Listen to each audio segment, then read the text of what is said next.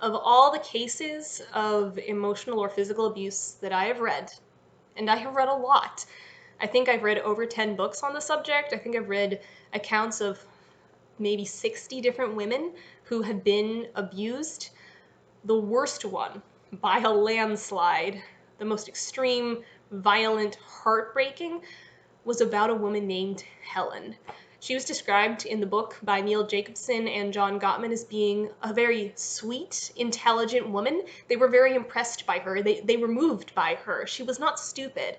She was financially independent. She had a full-time clerical job, and she was financially supporting her husband. And yet, her life was anything but free and empowered. Helen was one of the most severely battered women in our sample. Her husband, Roy, had broken her neck and her back on separate occasions, caused 8 miscarriages by beating her whenever he got her pregnant. He refused to use birth control, and he had even stabbed her once or twice, not to kill her, just to scare her. He was an alcoholic and a heroin addict. Yet, even though Helen had made it to a shelter on one occasion, she didn't stay because they tried to talk me into leaving him. She loved him and was committed to him. She told us that if she left Roy, he would probably kill her and then himself. He had slept with 60 to 70 other women since they had been together. Despite it all, Helen rarely considered divorce and almost never regretted marrying Roy. Although the violence made her unhappy, she very much wanted the relationship to succeed. About 6 months before a second study visit, Roy had held a knife to Helen, raped her, and then made her shower so that there would be no evidence of a rape. He then forced her to sit in a corner all night and said he would kill her if she told his counselor about the incident. He held the knife to her for 3 hours.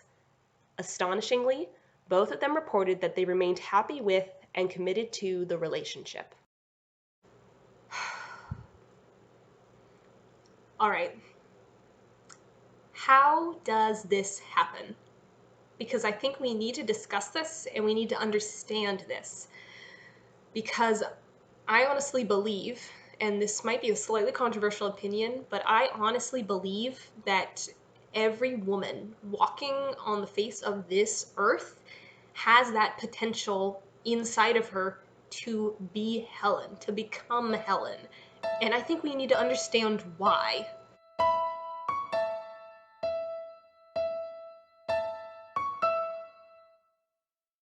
I feel, based on my research and my own experience, that a lot of women fail to correctly identify their own weaknesses, and because they don't identify their own weaknesses, they're incapable of accurately identifying threats. In my own case, with my boss, I overestimated my strength, I underestimated my weaknesses, and that made me vulnerable, and it made it so that it took 2 years before I realized that he was mistreating me and that I was emotionally and mentally at risk because of him. And it took a long time for me to unpack that and acknowledge that. In the same way, when you look at domestic violence overall, that is a very common repetitive pattern. And we really need to acknowledge our vulnerabilities and our weaknesses if we are going to be able to heal and move forward and understand why this happens. For example, when you look at cases of domestic violence, like Helen's really extreme violent ones, and you look at how these patterns develop and how they spread, what you see are many women who come from broken families, bad backgrounds, and they have a lot of emotional vacuums. They have a lot of gaps. They have these insatiable emotional needs that have been starved, and that means that they're going to look to their romantic partners to fill them. Take Helen as the perfect example. Helen would defend her husband Roy when given the opportunity, usually by blaming herself for his violence. He's a good man who is easily stressed out. I work hard to make it easier for him, but not hard enough. I should be there for him more. She said she chose Roy because, unlike her family, he has always been there for me. As she tried to explain to us, granted he beat me before that, and he beat me after that, but when push comes to shove, he's always there for me when I need him. But I don't count on him being there. That way I don't get disappointed. For Helen, his love was enough to sustain her through his beatings. Another common trait you're going to see when you look at battered women or women who get into abusive relationships is a misplaced sense of compassion and pity. No matter how many movies show us action stars or female superheroes running around in tight leather and kicking people in the face and being very independent and hard-edged, the reality is there are a lot of women out there who are sympathetic, they are kind, they are warm, they are nurturing, and they want to help their husbands and they want to be good helpmeets. And I'm going to be presenting some more data about men and women's tendencies in nurture versus other behaviors later. But when you actually look at case after case after case of women who get into violent relationships, a common trait you see is just a strong sense of compassion. They are empathetic, they are warm, they are nurturing, and they are very kind people. And tragically, in an abusive situation, that kind of compassion from a woman makes her vulnerable to an abuser. So, for example, Ginny NiCarthy shared the story of a woman named Judy. Both David and Judy came from violent, chaotic families. When they met, they were like two wounded birds, each vulnerable and needy, and both with legitimate claims to being victims. David seemed so helpless in those early years that Judy was willing to take care of him, to help him get his wings to heal so he could fly. It didn't take long for the violence to begin. She might have been harder on him if she hadn't viewed him as sick with the disease of alcoholism. The fact that she thought it would be cruel to leave a sick man kept her from leaving. Leslie Morgan Steiner, the author of the book Crazy Love, also shared her experiences in an article. I confused pity with love, feeling sorry for my husband because he had been beaten and starved by his stepfather as a child. I thought I was the only woman who could help him face his demons. She reiterated in her book, "For 2 years, I let my husband beat me in the name of helping him work through his childhood traumas." Another facet to this issue, and again, this is uncomfortable to talk about, but a lot of women have a need to be needed. We want to be essential in a relationship. We want to know we are needed. It is a desire we have. It's a very normal desire. And we want to be good and supportive and helpful. But what we can fail to realize is how many men are broken and they have voids that no human being could possibly fill. Neil Jacobson and John Gottman wrote about a case of a woman named Martha. Martha heard Don pour out his heart about the abuse he had suffered as a child. Martha empathized with Don and tried to help him. After Don hit her the first time, Martha did not think of the incident as a physically abusive one.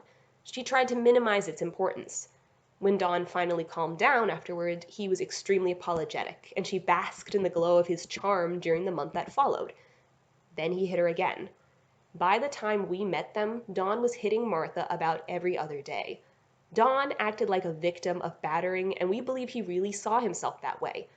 For Don, control meant turning Martha into a puppet, stifling her independence, taking away any life she may have had apart from him. He was tortured by the fear that she would abandon him, and no matter how hard he had tried to squelch that fear by asserting control, the fear never left him. Don demanded that Martha spend all her leisure time with him, and he was chronically suspicious that she was having an affair. He blamed Martha for his own neediness and punished her for it almost every day they were together. With Don, the needs were constant. Don needed Martha to fill a void that could never be filled. I have read so many stories like this. There are too many for me to share them all. I chose the ones that I felt were representative of the typical or showed the farthest extremes, just to give you a sampling of what it's like to research this topic or to enter into this discussion. Because what's tragic is there are too many stories to tell. If I tried, I would probably end up making like a 3-hour video. What makes all of this a lot more difficult is in a case of manipulation, it always becomes the most extreme and intense if the woman tries to leave. If she tries to get out, she is likely going to be bombarded with the man at his most manipulative. Ginny NiCarthy writes about this. An abused woman preparing to leave may be faced with the abusive man at his most irresistible. I know I'm a brute, but I'm on my knees asking for forgiveness. How could you turn away from me when I most need you? If you really loved me, you'd forgive and trust me. Look how I'm hurting and how hard I'm trying. I'm afraid I'll fall apart without you. You're all I have, all I care about. In a few sentences, he can trigger the woman's addictive love, her guilt, her concern for him, her feeling that she's responsible for his life and feelings, her hopefulness, her idea that she should be a trusting, nurturing, forgiving woman, and that it would be wrong not to give him another chance, wrong to turn her back on him just as he's finally really ready to change. She unpacks her bags. The cycle begins again. Neil Jacobson and John Gottman, who were doing a study about abusive relationships, reported about most of the women that they sampled. Women in our sample initially saw their husbands as damaged little boys whom they would support, take care of, and heal until they became the great husbands and fathers the women were sure they could become. Eventually, in all of the listed cases, the women had to work actively to overcome the sympathy and the compassion they initially felt so they could escape from their abusive partners. What you see over and over when you look at all these stories of women who get abused is they have a misplaced mothering instinct. They are nurturing, they are maternal, and they view their husbands as their child rather than their protector, rather than their caregiver and their provider. What then happens is because they view them as being a child in need of nurture, as a broken little boy, they then allow a lot of abusive behaviors. We all know if you were a mom and you were trying to raise a toddler who was throwing a tantrum and he hit you, would you call the police? No, he's a child. He's throwing a tantrum. He needs to be disciplined, but that isn't a reason to call the cops. If you take that mentality and then you misapply it to a grown man and say, he's just a child, he just has no control, he's broken because he was starved and abused by his mother, and I need to help him, then that is the mindset. Those are the kinds of excuses these women make for the man's behavior, and that is the mindset that gets them into the repetitive cycle of abuse. I really want to take a moment to reiterate that being warm and nurturing and sympathetic and kind is a good thing for a woman to be. I will talk about this in later videos, but it's part of our biology, it's a part of our psyche. It is a good, wonderful thing for a woman to be. I frankly really dislike the false dichotomy where we only talk about people as being strong or weak. Women aren't gonna fit into those categories. Feminine strength is not like masculine strength, and I don't like it when women are pressured to be brash and competitive. Women should be compassionate and warm and tender. That is part of our nature. That is how we are built to be. We are designed to be caregivers, to bear children. Again, I'm going to talk about the science and the psychology in a later video, but it's something we need to be aware of and be equipped to be a good steward of so that we can express it properly, so that it doesn't shock us, and so that we can protect ourselves and know what our vulnerabilities are. We know men are really strong, and you could have a little boy who's very competitive and he roughhouses. You know, you would need to teach that little boy, you may not hit a girl. You need to control your strength. Your strength's a good thing, but you need to steward it and you need to know where its weaknesses are and you need to practice discipline. I think the same thing is true with women and our nurturing instinct. It is a good thing, it is a requirement, it is very important for the development of our children that we are warm and compassionate and that we coddle them, but we also need to be a good steward of it and understand when that compassion would not be appropriate, when it would be misplaced, when our compassion would put ourselves at risk, and when we need to step back and say, this is not my calling. Sometimes being a good steward of your compassion and your sympathy is to tell someone that you can't help them, to tell that man he needs to find help elsewhere from another man, a pastor, and that you are not the person who can fix him. Because a lot of the time there are a lot of men who need help, who are broken, who are struggling. A lot of men are frankly drowning, they're in trouble, and they're hurting, and we see that, and it hurts us, and it just breaks your heart, and you want to go and help them because that's just how you're meant to be, that's just your instinct. But the reality is, a drowning man will drag you down with him. When a person is drowning, you need a lifeguard who is trained, who is strong, who is competent and capable and ready to go and help him. What you don't need is another person with questionable swimming skills who has their own vulnerabilities, who is still struggling with their own emotional problems, to jump in the water with them. Now we have two drowning people. When you look at the psychology surrounding abusive relationships, there's a term called the Messiah complex. A lot of women express the Messiah complex, where you view yourself as Jesus, as the Savior who's going to come in and rescue this man through your love, through your nurture, through being a kind listener. And you cannot. Only Jesus can save people. I must reiterate, Jesus is the only person who has successfully changed broken people. But there's another side to this whole problem of women, their vulnerability, their sympathy, their nurturing instinct.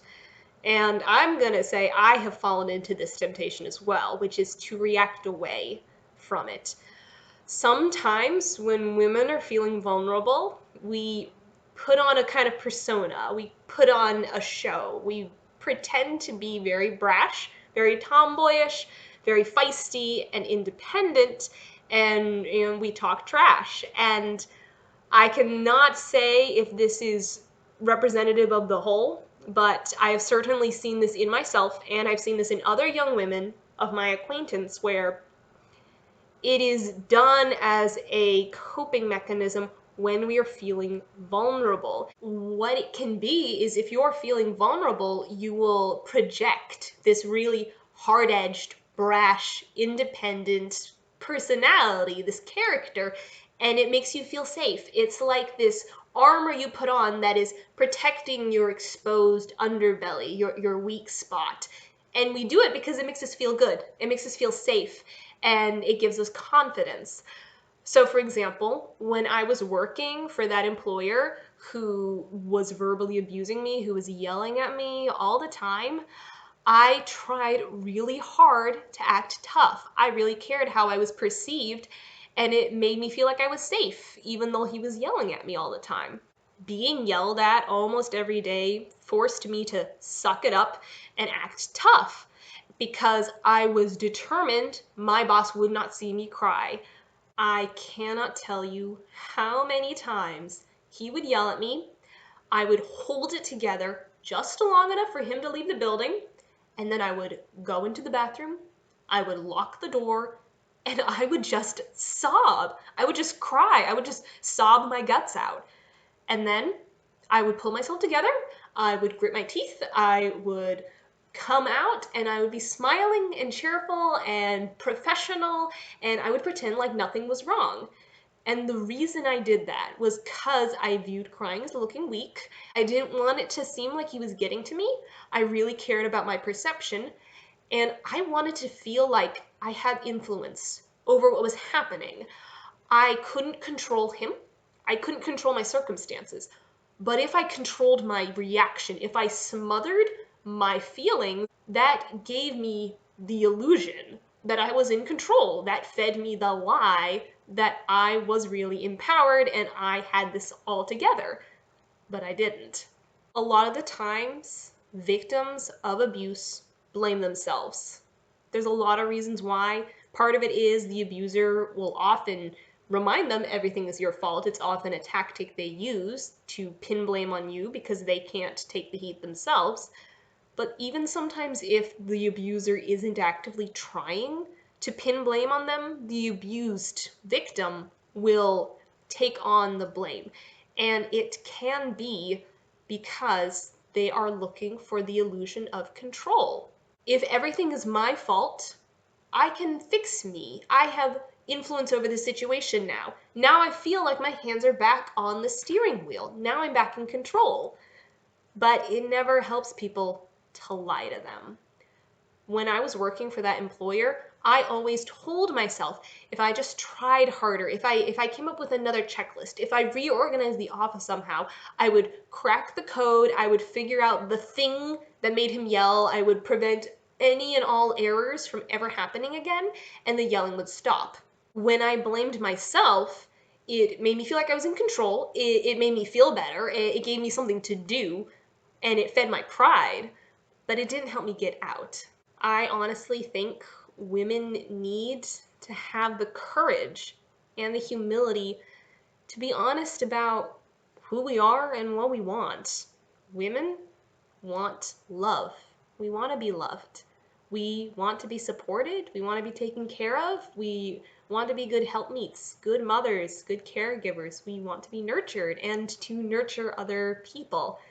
One of the first precursors in an abusive relationship is the abuser will try to make it so that they cannot ask for help. He will try to shame them. He will try to cut them off from people who they go to as emotional supports. He will try to do things to make it so that they are incapable physically or psychologically from asking for help.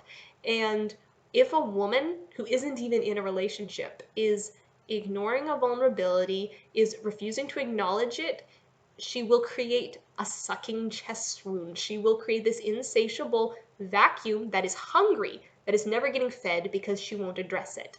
And that is a common precursor to abuse because you are already establishing a pattern of not seeking help when you feel a need. If you feel an emotional need and you are establishing a pattern of not asking for help and of pretending it's not there, then when you get into an abusive relationship, you will bring that behavior in. And if he hits you, you will hide it because you have always hidden it when you're hurting, when you're vulnerable. I wanted to share this quote from a woman named Kathleen B. Jones. Kathleen is a feminist professor at a college in California, or she was. I believe she's retired by now.